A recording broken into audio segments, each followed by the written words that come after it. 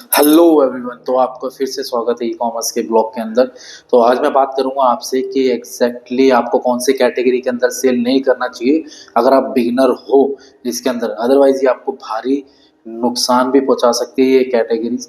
तो आप इन कैटेगरी को ना ही सेल करो तो आपके लिए अच्छा होगा। नहीं तो ये इनके अंदर इतना ज़्यादा रिटर्न परसेंटेज होता है कि आप काफ़ी ज़्यादा लॉस के अंदर जा सकते हो। मैंने अपने टैब में लिखा है कि आपको एग्जैक्टली कौन सी कैटेगरी से बच के चलना है।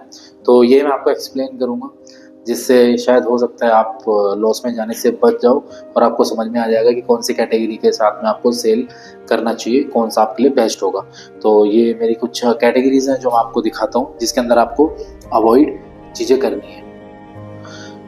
तो जैसे मैं बता रहा था कुछ जो कैटेगरीज को आपको अवॉइड करना चाहिए वो ये कैटेगरीज है। पहली आपकी जो कैटेगरी आएगी वो क्लोथिंग की कैटेगरी आएगी। ठीक है, आप अगर बिगिनर हो मीशो पे तो आप इसके अंदर सेल आउट मत करो, अदरवाइज इसमें आपको भारी नुकसान देखने को मिल सकता है। 25 से 40% तक इसके अंदर रिटर्न आने के चांसेस हाई हमेशा रहते हैं क्लॉथिंग कैटेगरी के अंदर। और अगर प्रोडक्ट आपका रिटर्न आया तो उसके अंदर आपकी 150 से 200 रुपये की जो है शिपिंग फीस लगेगी। दूसरी कैटेगरी है आपकी फुटवेयर जिसके अंदर आप जूते चप्पल बेचते हो। इसमें भी 10 से 15% तक तो रिटर्न आने के आपके चांसेस रहते हैं और उसके अंदर भी आपको 150 से 200 रुपये तक की शिपिंग फीस देखने के लिए मिलेगी। और तीसरी कैटेगरी आती है आपकी ज्वेलरी।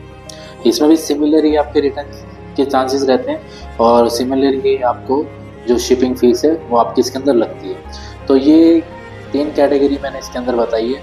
अगर आप इसके अंदर सेल आउट नहीं करोगे तो वो आपके लिए अच्छा रहेगा, अदरवाइज इसमें क्या है भारी नुकसान देखने को कई बार मिल सकता है।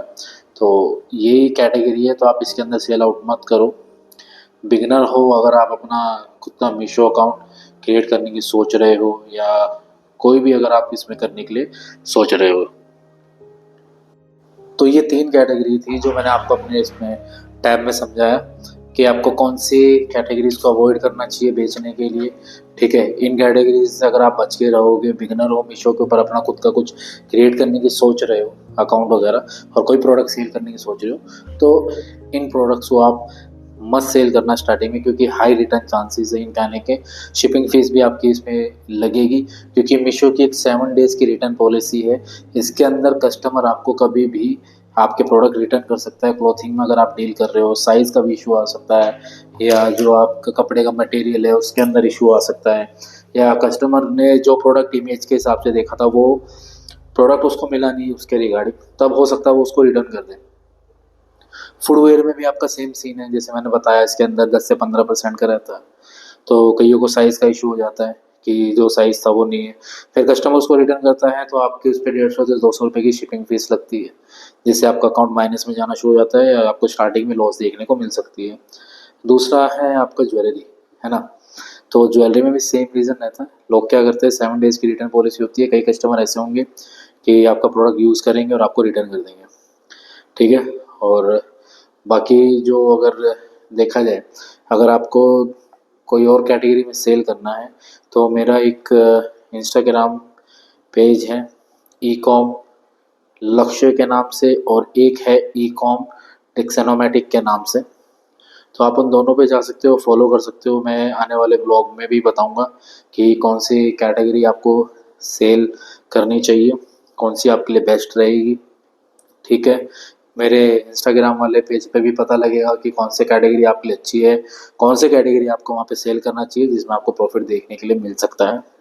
तो मेरे इस ब्लॉग को आप अपने दोस्तों के साथ में शेयर करना जो अपना ई कॉमर्स बिजनेस स्टार्ट करने के लिए सोच रहा है या प्लानिंग है या उसने स्टार्ट कर दिया है और या फिर वो इस कैटेगरी के अंदर डील कर रहा है।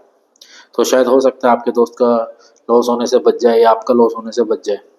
तो मेरे इस चैनल को आप सब्सक्राइब भी करो।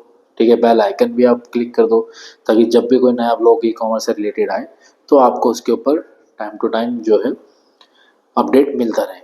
सो थैंक यू और जय हिंद सबको। 15 अगस्त के लिए सबको अभी से नमस्कार और आप सबको शुभकामनाएं 15 अगस्त की। तो प्लीज़ आप इसको सब्सक्राइब करो और अपने दोस्तों के साथ में शेयर कीजिए।